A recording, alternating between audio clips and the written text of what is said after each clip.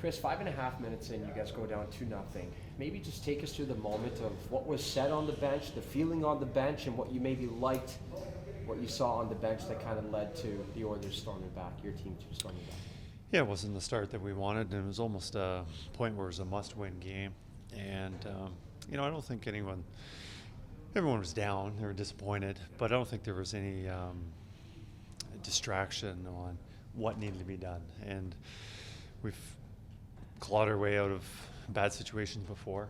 And, I think we were, disappointed, but we're optimistic that we could turn it around. When you assess the 4 games in this series, a 2-part question here, what's some things that you like from your team, and what are some things that you really need to clean up, beginning with a big game tomorrow in Dallas? Well, one thing we need to clean up is just having the 60 minutes. And, each team's been having their roller coaster moments where this looked really well, and other times when they can't really generate very much. And, we'd like to have more of a push for 60 minutes. And, it's enough. It's easy to say, let's play 60 minutes, because we are playing a pretty good team, and they will have their moments. But I think the longer we can have our moments and play our game, obviously that gives us a better opportunity to win that game. The other one is, I think the special team's been so good, and penalty kill, power play, obviously not many opportunities, 1, maybe 2 a game. The one that we had the other night looked pretty good. We had some opportunities, and it's only a matter of time before that puck goes in.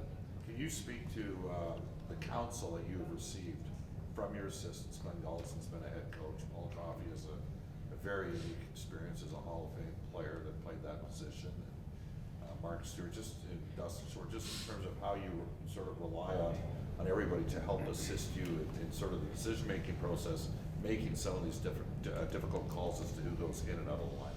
Yeah, we converse quite often. Some of the decisions we will have multiple meetings about it. So it's not this is what I'm thinking, what do you guys think? It's, all right, I'll talk to one of them and move on, and we'll talk about it collectively. And, the coaches that I have on my staff are great resources.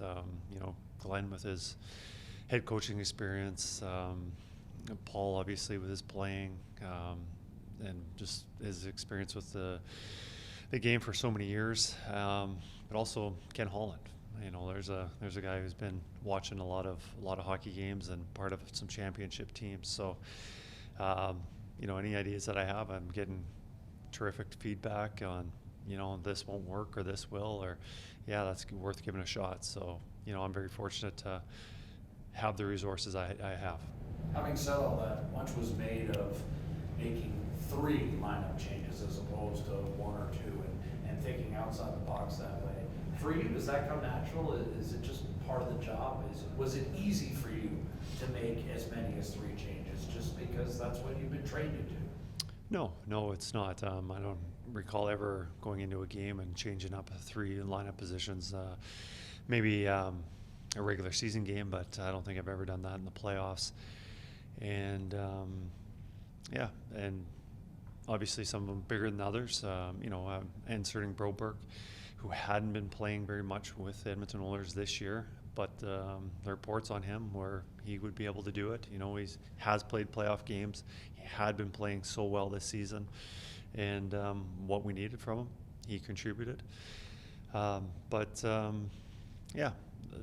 But it makes it a lot easier when we've got that depth, when we have players that are not playing right now that we know that can come in the lineup and contribute.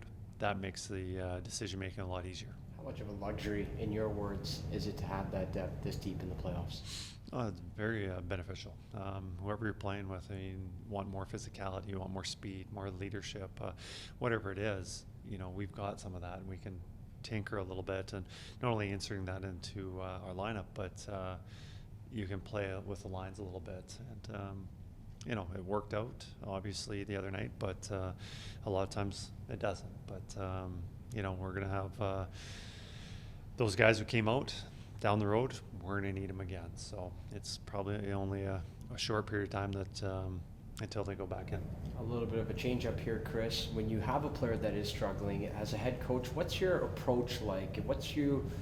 what do you do to make sure you can instill some confidence back in that player when he needs his name to get called? You know, that all depends on the player. Every player is different, what they need. And, you know, I think when a player's going through a rough time, it's usually not beneficial to put more pressure on a guy.